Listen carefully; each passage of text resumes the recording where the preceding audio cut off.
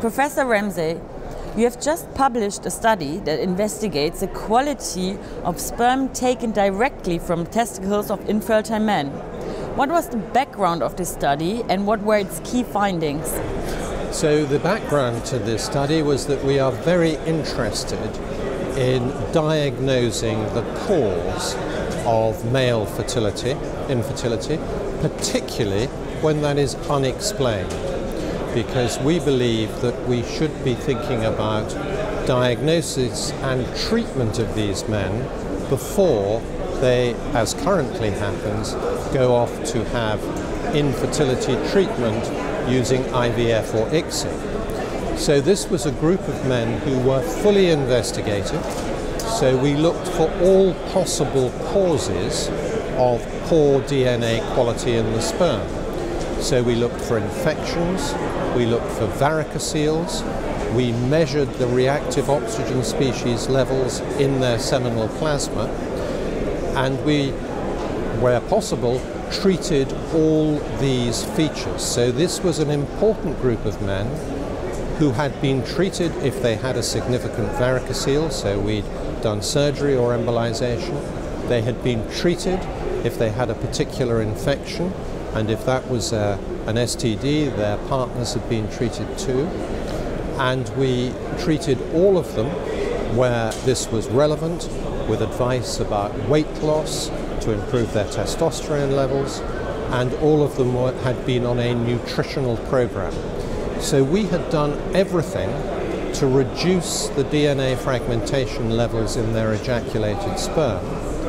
But when we failed to reduce that level by all the treatment modalities that are currently available, we thought that we may improve the outcomes by bypassing the genital tract and taking sperm directly from the testicle.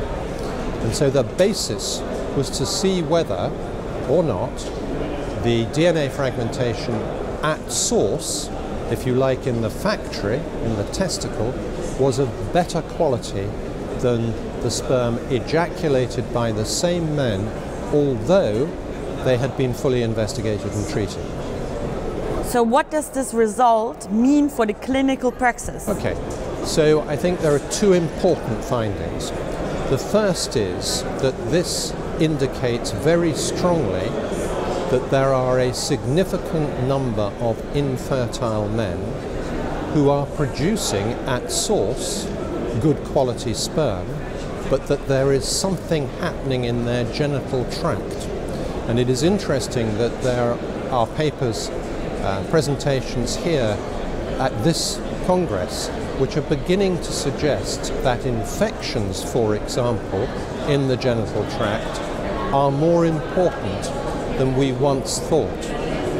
Papers showing the relevance of papillomavirus, for example, and organisms which we perhaps thought were irrelevant. So I think that there is a significant inflammatory cause of this oxidative stress, which currently we are looking for, but currently we seem to be able to bypass the bad effects of this inflammatory situation by taking sperm directly from the testicle.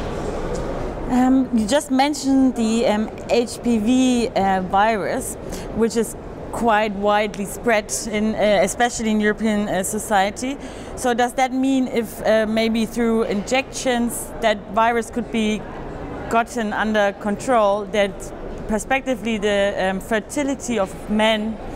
Well, this is very new research and very new evidence, and significantly the key to determining the effect of these viral infections has been the measurement of DNA fragmentation. So the measurement of DNA fragmentation is adding an important diagnostic element to the workup of these men.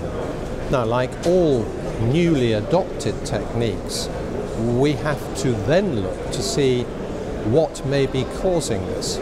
But it seems to be an important link, particularly in unexplained infertility. And so whether we will actually be able to improve DNA fragmentation by the treatment of papillomavirus, I think is a matter for the future. But it's an exciting area, this. Professor Ramsay, thank you very much for your time in this exciting summary. Thank you very much.